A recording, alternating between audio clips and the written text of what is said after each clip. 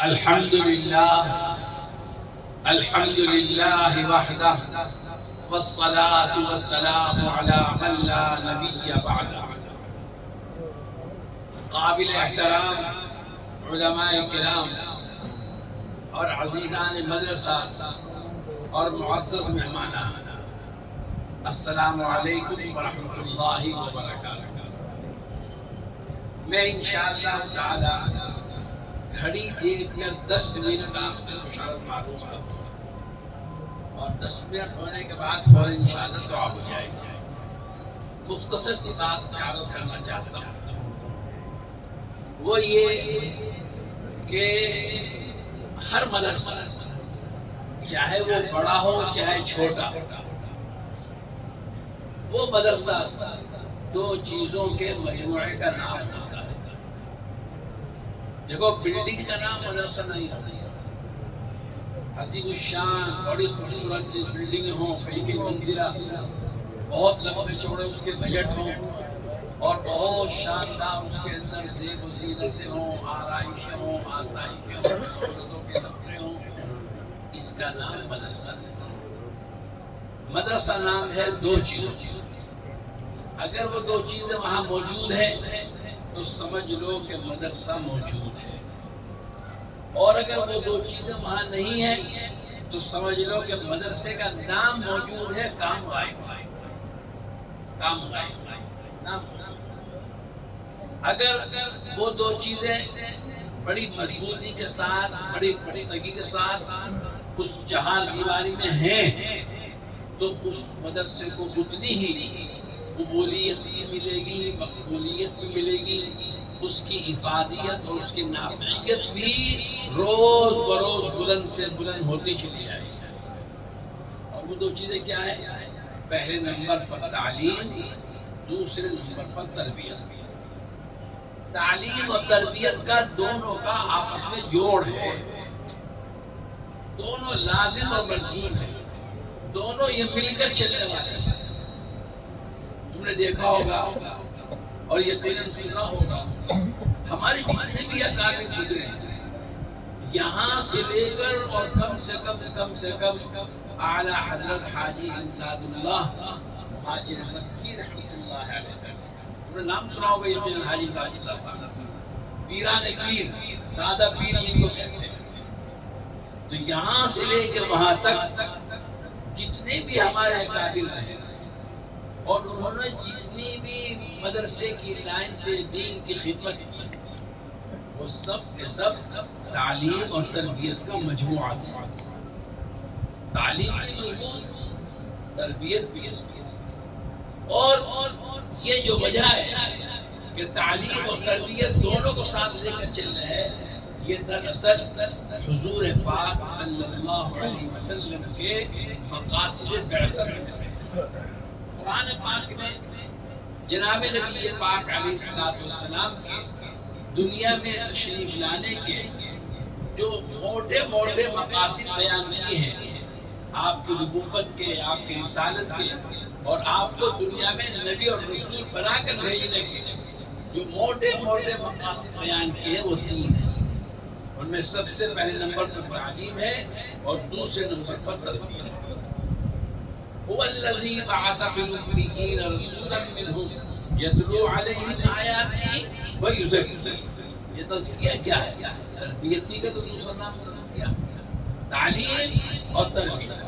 چنانچہ ہمارے تمام اکابر اس معاملے میں اتنے ممتاز رہے اور اتنے منفرد رہے کہ دنیا میں ان کا کوئی ثانی، ان کا مماثل اور ان کا مقابل اور ان کا مشابہ کوئی سامنے نہیں۔ یہ آج جو ساری دنیا علماء دیوبند، علماء سہارنپور، علماء دیوبند، علماء سہارنپور کے نام کی تصویر پڑھ رہی نا، یہ ان کا کوئی دنیاوی بہت بڑا کاروبار نہیں تھا، ان کے کوئی بہت بڑے بینک بیلنس نہیں تھے، ان کے بڑے کارخانے نہیں تھے، ان کے زمانے میں مدرسوں کے اندر اتنے ٹھاٹ اور باٹ بھی نہیں تھے۔ معمولی چھپر، معمولی ٹاٹ، صبح کو کھا لیا تو شام کی خبر نہیں، شام کو کھا لیا تو صبح کی خبر نہیں۔ یہ ان مدرسوں کا ابتدائی دور تھا اور ان اکابر کی ساری زندگی سے فقر و فاقے میں گزری، لیکن تعلیم اور تربیت کو یہ بڑی مضبوطی کے ساتھ تھامے ہوئے ہیں، جس کا نتیجہ یہ ہے کہ آج دنیا کے جس کونے میں چلے جاؤ تمہیں ہر جگہ انہیں علماء کا فیض نظر آ جائے گا، ہر جگہ ان علماء کی برکت نظر آ جائے گی، ہر جگہ ان علماء کی محنت کے نشانات نظر آ جائیں گے، ہر جگہ ان علماء کی مجاہدات اور قربانیوں کے آثار اور ان کی برکات نظر آ جائیں گے۔ اور یہ کیوں ہوا؟ اس لیے کہ انہوں نے تعلیم کے ساتھ ساتھ تربیت کو سنبھالے رکھا۔ اللہ جل شانہ و عم نوالہ تم سب کو توفیق عطا فرمائے کہ علم کا مقام بھی تم کو اعلیٰ سے اعلیٰ ملے اور تربیت کا مقام بھی تم کو اعلیٰ سے اعلیٰ ملے۔ دیکھو بچوں، تم جب تک اپنے مدرسوں کے اندر ہو، اپنے اساتذہ کے درمیان ہو، اس وقت تک تمہاری تعلیم کا بھی مسئلہ حل ہے، تمہاری تربیت کا مسئلہ بھی حل ہے۔ لیکن جب یہاں سے فارغ ہو کر تم اپنے گھروں میں، اپنے علاقوں میں، اپنے ملکوں میں، اپنے شہروں میں جاؤ گے تو پھر وہاں جا کر ایک نمونہ بنو گے۔ نمونہ لوگ کیا کہیں گے؟ یہ فلاں مدرسے کے پڑھنے والے ہیں، یہ فلاں مدرسے سے پڑھ کر آئے ہیں، یہ فلاں مدرسے کے کیا کرتے ہیں شاگرد ہیں، انہوں نے فلاں استاد سے پڑھا ہے، دیکھو ان کی تربیت کتنی اچھی ہے، دیکھو ان کی تعلیم کتنی اچھی ہے، دیکھو ان کا اخلاق کتنا اچھا ہے، دیکھو ان کا کردار، ان کا کیریکٹر کتنا اچھا ہے۔ اور یہ بات کب ہوگی؟ یہ تعریفی الفاظ تمہیں کب ملے گا سننے کو؟ جب اس چہار دیواری کے اندر تعلیم کے ساتھ ساتھ تربیت کو بھی مضبوطی کے ساتھ پڑھا۔ مدرسوں میں جتنے اصول، قواعد اور قوانین اور ضوابط بنائے جاتے ہیں، وہ بچوں اس بات کو اپنے دل میں ڈالو کہ وہ تمہیں پریشان کرنے کے لیے نہیں بنائے جاتے، اصول اور قوانین تمہیں تنگی میں ڈالنے کے لیے نہیں بنائے جاتے، تمہارے سے بیجا محنت کرنے کے لیے وہ قواعد اور قوانین نہیں بنائے جاتے، وہ اس لیے بنائے جاتے ہیں تاکہ تمہارے اوپر علم بھی آ جائے اور تمہارے اندر تربیت بھی آ جائے۔